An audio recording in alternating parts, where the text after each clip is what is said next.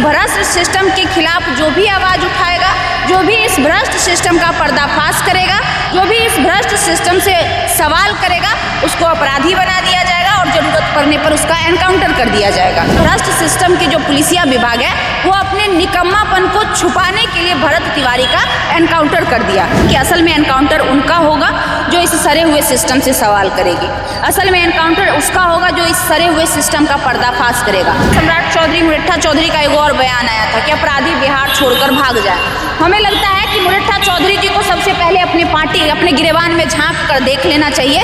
Maximum भाजपाई उनको अपराधी मिल जाएगा। हमें तो ये भी लगता है कि उस लिस्ट में आपका भी नाम आ जाएगा, मुरैठा चौधरी जी का भी नाम आ जाएगा, जिनके हलफनामे में 7 आपराधिक मामले दर्ज हैं। आरा में भरत तिवारी के एनकाउंटर होता है और आज सीएम सम्राट उस पर पोस्ट करते हैं। पोस्ट में लिखा जाता है कि एक्स पटना के एक्स जज जो है अब उस पर जांच करेंगे। इसी विषय पर बात करेंगे। बात करने के लिए हमारे साथ है आईपी गुप्ता पार्टी यानी इंडियन एक्सक्लूसिव पार्टी से प्रवक्ता खुशबू राय। सूर्य विहार में आपका स्वागत है। बहुत बहुत धन्यवाद आपका। अच्छा, कैसे देख रहे हैं इस तरह की घटना को? लगातार प्रदेश के मुखिया कहते हैं कि हमारे कंट्रोल है पूरे प्रदेश पे, प्रशासन पे कंट्रोल है, जबकि इस तरह की घटनाएं हो रही। ये कहीं कोई प्रशासन पर कंट्रोल नहीं है। जब से मुरैठा चौधरी जी इस बिहार के मुखिया बने हैं, मतलब मुख्यमंत्री बने हैं, और मुख्यमंत्री बनने से पहले भी जब से इनके हाथ में बिहार का गृह विभाग आया है, तब से बिहार की कानूनी व्यवस्था ध्वस्त हो चुकी है। कहीं पे भी कोई सुरक्षित नहीं है। और जहाँ तक बात भरत तिवारी के एनकाउंटर की है, तो वो तो होना ही था।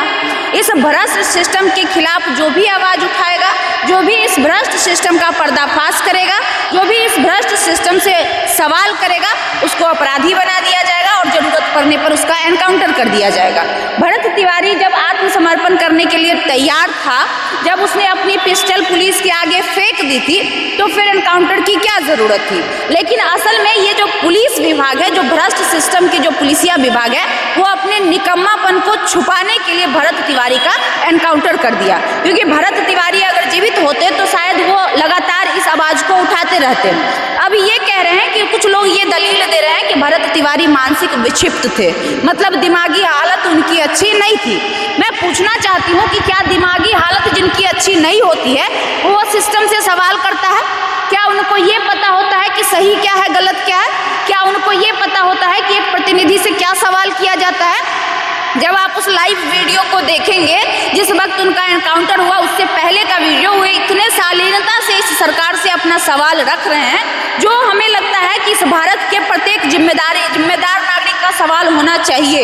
उनका सवाल ये होता है कि अगर कोई प्रतिनिधि हमें ये वादे करके हमारे यहाँ आते हैं कि हम ये सारे विकास करेंगे, और अगर वो प्रतिनिधि बनकर आते हैं और विकास नहीं करते हैं, तो उनसे सवाल होना चाहिए।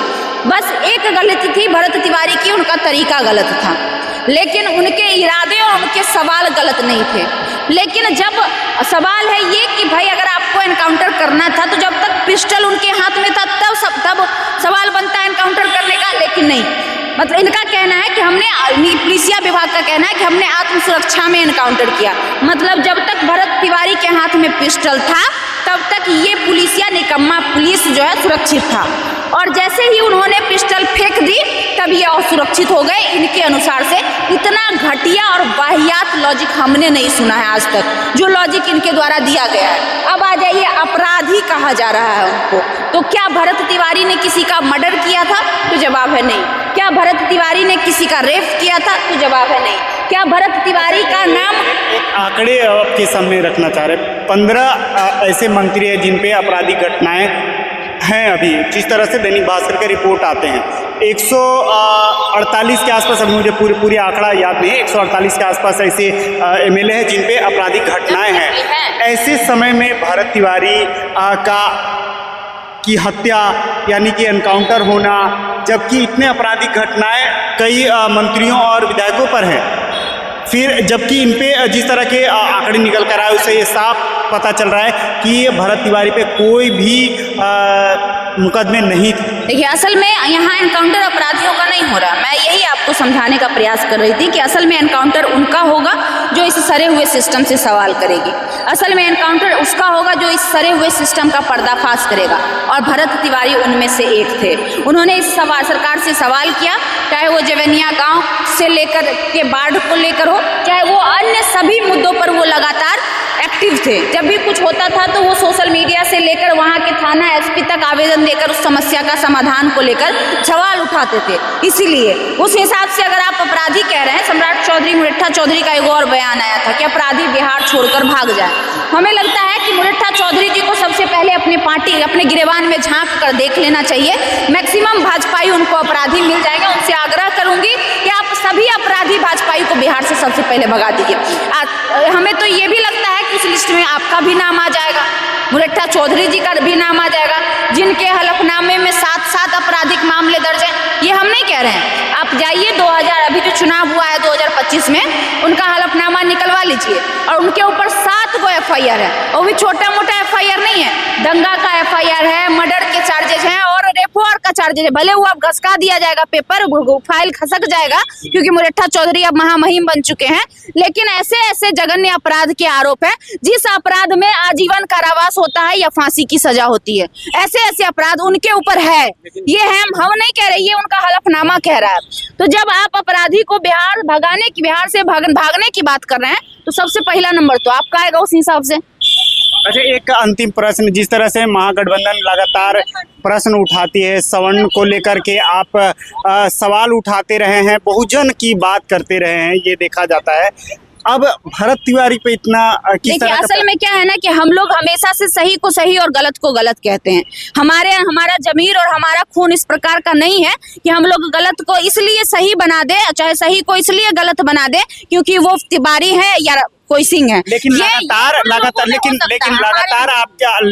आप महागठबंधन या इस तरह के प्रश्न खड़े होते हैं कि आप उसमें जाति ढूंढ लेती हैं या पार्टी जाति ढूंढ। एक मिनट, जाति हम नहीं ढूंढ रहे हैं। जाति ये वो तमाम लोग ढूंढते हैं जो कल तक चुप थे जब रामधनी यादव का एनकाउंटर हुआ था। जाति वो तमाम लोग ढूंढते हैं जो सोनू यादव के एनकाउंटर पर चुप थे। खुशबू राय उनके एनकाउंटर पर भी आवाज उठाई थी और आज भरत तिवारी के एनकाउंटर पर भी आवाज उठा रही है और उसको डेफिनेटली कह रही है बजावते डंके के चोट पर कि वो गलत है। हमने कल उनके साथ गलत, अगर ये जो तमाम लोग आज बिहार को सर पे उठा लिए हैं, तो ये लोग अगर पहले एक्टिव हो गए होते तो शायद आज तिवारी जी की बारी नहीं आती। जब रामधनी यादव का एनकाउंटर हुआ था तब भी हमने सवाल किया था, लेकिन ये लोग चुप थे, तमाशा देख रहे थे। इन लोगों को योगी मॉडल चाहिए था, तो अब तो खुश होना चाहिए था इन लोगों को। योगी मॉडल तो आ गया बिहार में। तो भाई जब तिवारी जी का एनकाउंटर हुआ तो आप क्यों इतने तिलमिला उठे हैं? मतलब यादव का एनकाउंटर हुआ तो वो अपराधी था और तिवारी का एनकाउंटर हुआ तो अपराधी नहीं था। तो हम जात ढूंढते हैं कि ये जात ढूंढते हैं? आप हमें इसका जवाब दे दीजिए। हम तो कह रहे हैं कि भाई हमने कल भी कहा था कि वो एनकाउंटर गलत था और हम आज भी कह रहे हैं कि ये एनकाउंटर गलत है। तो कौन जात ढूंढता है? कौन ढूंढता है? आप बताइए ना। वही जात ढूंढते हैं जो कल तक रामधनी यादव और सोनू यादव के एनकाउंटर पर चुप थे। रामधनी यादव भी जाके कोर्ट में सरेंडर करने, पुलिस थाना में सरेंडर करने गए थे, लेकिन उनको कोर्ट और थाना से भगा दिया गया। उसके बाद गोली मारी गई थी। याद है कि भुला गए? याद है ना जी। तो हम तो तभी सवाल उठाए थे और हम आज भी इस भ्रष्ट सिस्टम से सवाल कर रहे हैं। लेकिन वो तमाम लोग जो कल तक चुप थे, वो आज उनसे ये सवाल होना चाहिए आपका कि आप जाति देखकर क्यों सवाल कर रहे हैं? कल क्यों आप चुप थे? हम कल भी चुप नहीं थे, आज भी नहीं है और आगे भी किसी के साथ होगा तब भी चुप नहीं रहेंगे। तो आपने सुर बिहार को समय दिया उसके लिए धन्यवाद। आप सुन रहे थे इंडियन एक्सक्लूसिव पार्टी के प्रवक्ता खुशबू राय को। आपने पूरी बातचीत सुनी।